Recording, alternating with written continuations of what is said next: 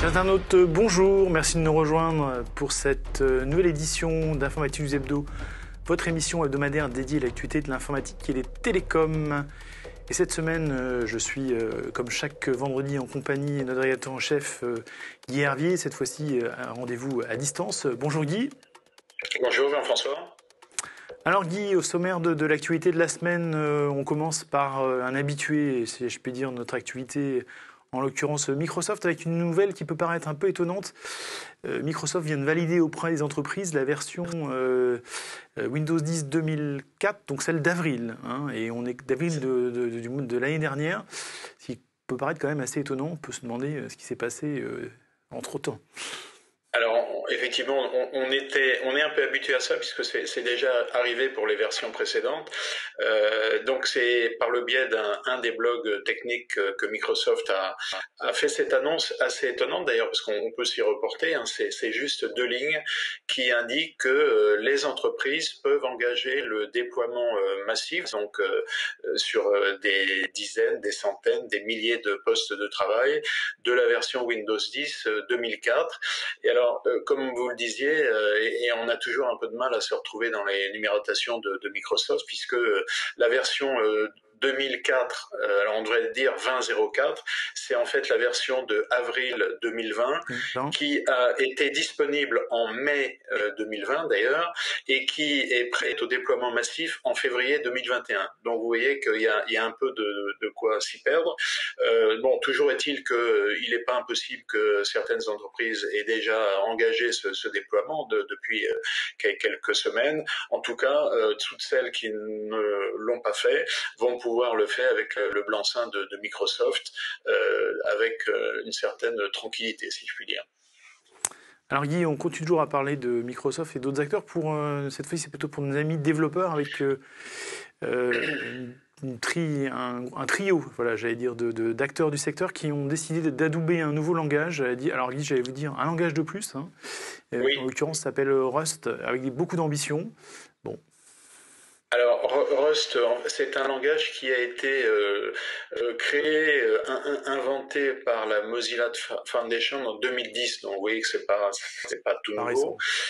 C'est un langage qui a été utilisé, par exemple, pour le développement de Fuchsia. Vous savez, on en avait parlé il y a quelques semaines, c'est le projet de système d'exploitation de Google dont on ne sait pas très bien à quoi il va servir, mais peut-être qu'un jour ou l'autre ça va tomber et ça va être quelque chose d'important. C'est donc un langage, comme on dit, de bas niveau qui est proche, enfin en tout cas qui permet de développer des couches d'infrastructures proches du système d'exploitation, donc destiné à remplacer C++ par exemple. Et donc, pourquoi on en parle? Parce que, en fait, comme vous le disiez, c'est les 3 acteurs, Google, AWS et puis Microsoft. Donc, finalement, une partie des GAFA vient de créer la Rust Foundation. Donc, c'est pas la fondation de la rouille, comme on pourrait le penser, mais c'est la fondation autour du langage Rust. Donc, dans les membres fondateurs, il y a également le chinois Huawei, et puis il y a évidemment la Mozilla Foundation. Donc c'est intéressant. Alors qu'est-ce qu'il apporte ce langage? Principalement, alors je ne vais pas rentrer dans le détail d'autant que j'en serais bien incapable, mais en tout cas, ce qui a été mis en avant notamment par Microsoft, c'est un langage qui apporte une sécurité supplémentaire par rapport aux générations précédentes. Et donc, en particulier pour, identifier cette amélioration, Microsoft dit que si on avait utilisé Rust pour développer le système d'exploitation Windows 10 et d'autres d'ailleurs comme Android, on aurait 70% de moins de failles de sécurité. Donc vous voyez qu'effectivement, si on tient compte de cet indicateur, c'est une amélioration assez substantielle. Donc, comme vous le disiez, c'est un langage de plus, puisque, comme on le sait, un langage nouveau ne supprime pas nécessairement les langages anciens, puisque malgré tout, il y a une habitude très forte d'un développeur qui a appris à développer en C ou en C++.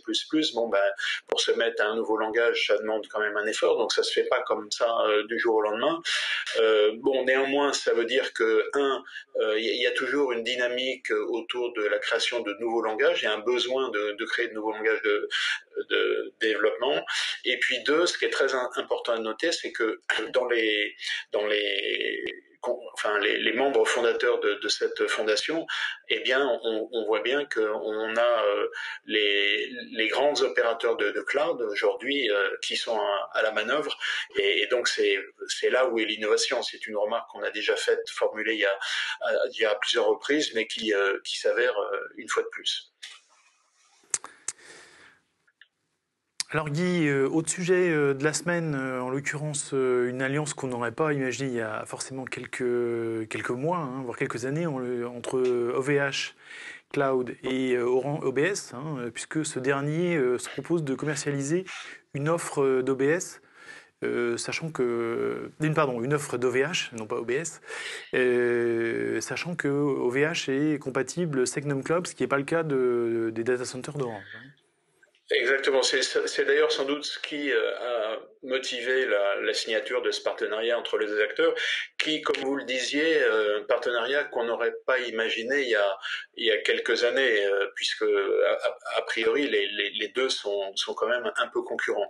Donc dans ce partenariat, on a d'un côté OBS qui apportera le conseil de migration vers le cloud, et puis aussi les services de sécurité, puisqu'on sait que OBS est un acteur de la sécurité très important, avec notamment un bataillon d'experts en matière de sécurité, et puis et de cyberdéfense. Et comme vous le disiez, OVH Cloud apporte lui ses data centers qui ont été labellisés Secnum Cloud, donc ça veut dire un niveau de sécurité élevé qui permet en particulier de répondre aux appels d'offres des EIV et des opérateurs de services essentiels.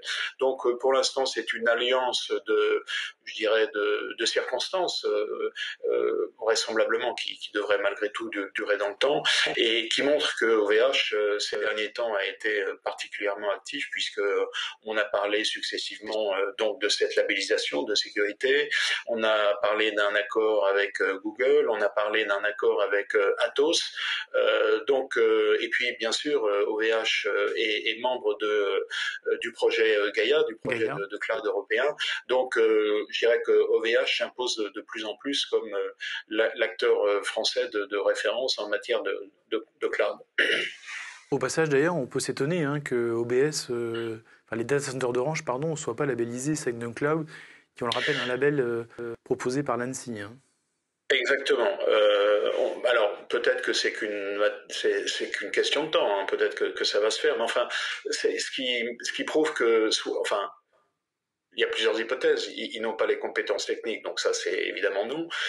Et l'autre hypothèse, c'est que ce n'est pas une priorité pour eux pour l'instant. Maintenant, quelle conclusion peut-on en tirer?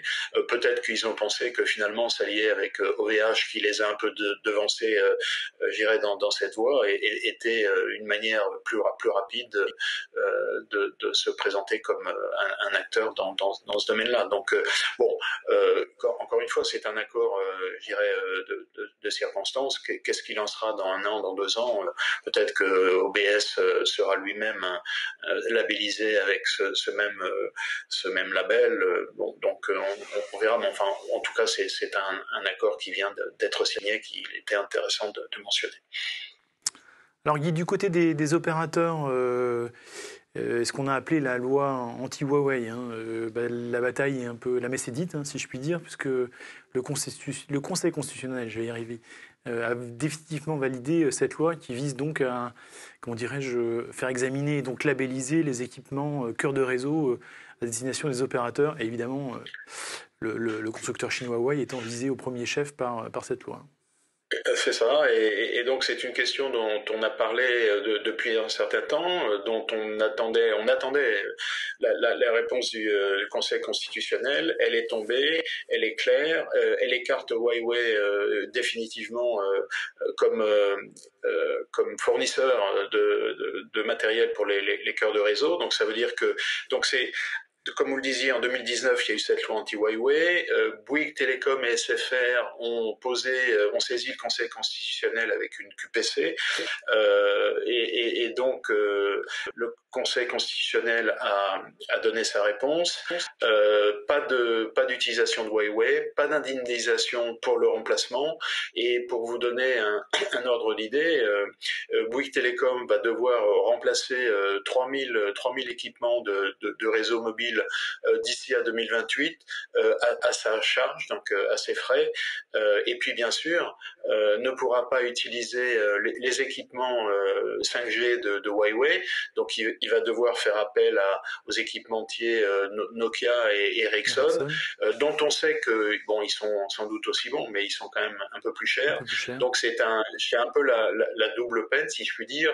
Mais bon, peut-être que c'était un mal nécessaire, puisque on sait que il y a quand même un doute qui subsiste sur les équipements Huawei. Donc bon, il fallait peut-être en passer par là. En tout cas, ce qui est un peu dommage, c'est que finalement on est attendu aussi longtemps, parce que alors je ne sais pas si entre la loi et puis la réponse du Conseil constitutionnel, Bouygues avait continué activement à déployer ces équipements Huawei en espérant que, mais en tout cas ça va être un coût non négligeable pour les opérateurs de télécom mobile. Alors Guy, autre sujet traditionnel, en l'occurrence, pas de fusion et d'acquisition au menu du sommaire cette semaine, mais par contre un plan de restructuration du côté de chez Xerox, qui, on le rappelle, voulait racheter rien que moins qu'HP l'année dernière.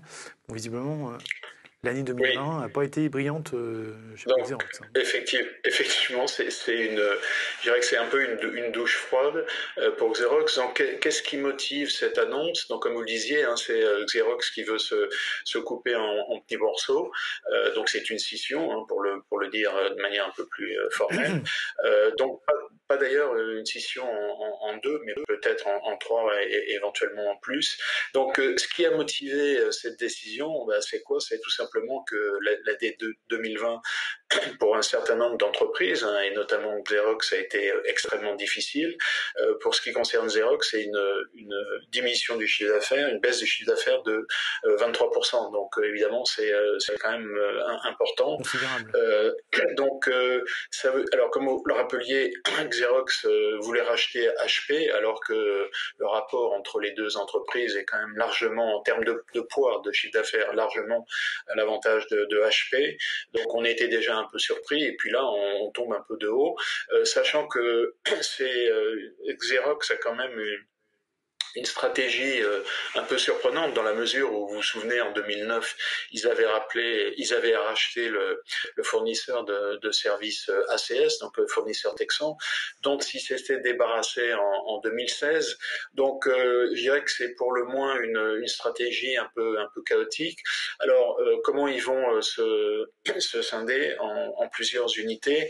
Donc, il y en a une qui sera spécialisée dans tout ce qui est logiciel. Il y en a une autre, ce serait l'activité de leasing, donc Xerox Financing, qui va devenir un peu indépendante et qui pourra éventuellement financer des opérations hors de Xerox. Il va y avoir une unité innovation, donc tout ce qui tourne autour de la 3D, de l'impression 3D, et puis de la réalité augmentée, Internet des objets. Donc bon, pour l'instant, ça n'a pas encore été réalisé, mais bon, en tout cas, c'est le constat d'une période extrêmement difficile pour cette entreprise emblématique qui a quand même été à l'origine d'un certain nombre d'innovations en matière d'informatique. Alors Guy, le dossier de la semaine de cette émission, c'est encore et toujours, j'allais dire, les ransomware, avec un papier cette semaine, ransomware numéro 1, parce qu'effectivement, on peut faire que le constat que l'actualité est non même pas hebdomadaire, quotidienne, sur l'ensemble des organisations, hôpitaux, entreprises qui subissent des attaques de type ransomware. On a un peu on a l'impression d'une histoire sans fin, quoi. Oui, sans fin, et effectivement, sans fin, ça va se continuer. On voit pas très bien quelle pourra être la parade pour empêcher ça. Alors, effectivement, on en parlera. Alors, comme vous le disiez, en fait, il faut renvoyer au long article qu'a publié Loïc Duval cette semaine sur le sujet, en gros qui a été motivé par une nouvelle attaque sur l'hôpital de Dax, hein, donc, et d'ailleurs pour prouver que c'est un sujet qui devient très, très important, c'est-à-dire que les médias grand public s'en emparent, donc ce qui est arrivé à l'hôpital de Dax est passé sur tous les grands médias, donc l'hôpital de Dax fait suite je dirais, à plusieurs opérations du même type. Il y a eu l'hôpital de Düsseldorf, il y a eu le CHU de Rouen, donc la liste commence à être bien longue. Et donc ça, c'est je dirais, l'événement immédiat. L'autre événement important, c'est qu'il y a eu une enquête réalisée par Proofpoint qui montre que DSI ou RSSI sur 2 considèrent que le ransomware, c'est aujourd'hui la menace la plus importante pour les entreprises. Donc, on voit bien que c'est vraiment un sujet qui devient extrêmement problématique, d'autant plus que les ransomware, il y a eu une évolution, je dirais, dans les technologies, enfin dans les techniques employées. Au début, c'était bloquer le système. Aujourd'hui, c'est le chiffrement complet de tous les fichiers, et donc il est absolument impossible de s'en sortir une fois qu'on a été pris. Donc l'ANSSI et d'ailleurs beaucoup de fournisseurs spécialisés dans le domaine de la sécurité, de la cybersécurité, le conseil, il ne faut pas payer. Alors évidemment, c'est bien joli, mais une fois qu'on a voilà, si on n'a pas fait ce qu'il fallait, c'est faire les sauvegardes nécessaires, ben on est sans doute pris à la gorge et on est peut-être obligé dans certains cas d'en passer par là. En tout cas, le conseil de l'ANSSI, c'est de ne pas payer. Et alors, bien sûr, il y a des parades hein, pour éviter ça. Les parades, c'est ce que l'ANSSI appelle l'hygiène informatique. Ça veut dire faire les sauvegardes régulièrement. Ça veut dire, c'est l'idée c'est la règle du 3-2-1. Donc ça veut dire 3 copies sur 2 supports différents. Et le 1, c'est pour c'est pas non pas faire des sauvegardes dans le cloud, ça peut toujours être intéressant, mais le problème c'est que maintenant les acteurs du ransomware commencent par s'attaquer aux sauvegardes du cloud et puis après aller sur le data center de l'entreprise. Ce qu'il faut, c'est finalement faire les vieilles sauvegardes sur bande qui ne sont pas connectées à Internet, et donc là, ça veut dire qu'on pourra restaurer les informations dans un délai qui soit acceptable. Donc c'est vrai que ça peut paraître un peu antédiluvien, mais malgré tout, il faut en passer par là et faire ces sauvegardes régulières sur bande pour pouvoir espérer se sortir de ce qui peut être un véritable cauchemar. Alors, il y a des chiffres qui sont donnés, mais est-ce qu'ils sont fiables? En tout cas, les ordres de grandeur commencent à devenir, je dirais, importants. On a chiffré à 350 millions de dollars les revenus générés par le ransomware, donc ça commence à devenir significatif. Vous vous souvenez, on en avait parlé il n'y a pas très longtemps. Alors, il y a les hôpitaux, on a mentionné beaucoup les hôpitaux parce que ce sont des cibles d'autant plus en ce moment parce qu'ils sont, je dirais, un peu oui, ils sont dans une situation je dirais, de faiblesse opérationnelle à cause du Covid. Hein. Ils ont bien sûr tellement de choses à affronter en ce moment que ce sont des cibles potentielles intéressantes. Mais vous vous souvenez qu'on avait parlé il n'y a pas très longtemps de Sopra Steria. On aurait pu penser que la SS2I n'était pas une cible potentielle parce qu'elle était tout à fait aguerrie à ce genre de technique, et puis finalement elle est tombée, et ça lui a coûté très cher comme manque à gagner, même si les assurances en payent une partie, malgré tout ça coûte cher. Donc pour plus de détails, effectivement, je conseille à nos auditeurs de se reporter à l'article très détaillé de Loïc Duval.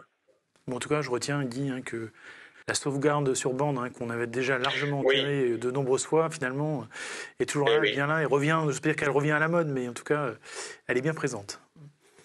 Alors, Guy, pour les semaines à venir, vous avez retenu le Grand Prix de nos confrères d'IT for Business du DSI de l'année, dont ce sera la 22e édition, hein, qui Oui. chaque année remet à un certain nombre de DSI un prix d'excellence. Hein. Donc, il y a 6 prix, hein, plus évidemment le Grand Prix. Alors, comme vous le disiez, donc c'est DSI, en fait, c'est DSIN. Hein, je crois que on a toujours un peu tendance. On avait mis le N au départ parce que on pensait que ça. Et puis finalement, le N s'incorpore de plus en plus dans le I. Mais enfin, en tout cas, c'est le Grand Prix alors je sais pas comment vous dites, le DSIN ou DSIN de l'année. Donc c'est la 22e édition. Ce qui est important à dire, c'est que tous les DSI qui veulent candidater ont jusqu'au 26 février. Donc bon, il y a encore un peu de temps pour présenter un dossier. Donc il y a un grand prix et puis 6 prix sur des thématiques spécifiques. Donc j'engage tous les DSI qui nous écoutent à candidater, sachant que la remise du prix, je crois, est prévue par notre confrère IT for Business le 30 mars. Alors il y en aura une partie en présentiel, je crois, et puis une partie en distanciel. En distanciel. Bon, évidemment en fonction des conditions sanitaires du moment, mais donc je dirais que c'est maintenant un rendez-vous incontournable de la communauté des DSI. Et puis Guy, on conclut par notre traditionnel coup de cœur, coup de gueule. Alors, en l'occurrence, c'est un coup de gueule, hein, ou un mauvais point, puisque c'est une étude sur un constat, hein, sur la fracture numérique au niveau des réseaux mobiles et la distinction, j'allais dire, ville et, enfin, comment dirais-je, ruralité versus ville est plus que jamais à l'ordre du jour. Oui, et finalement, on a beau, je dirais, avoir de nouvelles générations. Là, on parle de l'arrivée de la 5G. On est très, je dirais, très intéressé à ce qui va se faire. Et puis, en fait, on regarde, on observe que la réalité du terrain est toujours la même. C'est-à-dire qu'il y a toujours cette différence de niveau de service, qualité de service entre les zones rurales et les zones urbaines. Bon, évidemment, les opérateurs ont toujours tendance à commencer par les zones où les densités de population sont élevées, et puis après peut-être s'intéresser un peu moins dans des zones où ça va coûter plus cher de mettre les équipements qu'il faut. Toujours est-il que 3G, 4G, 5G, le constat est le même, et donc il serait peut-être intéressant de faire en sorte que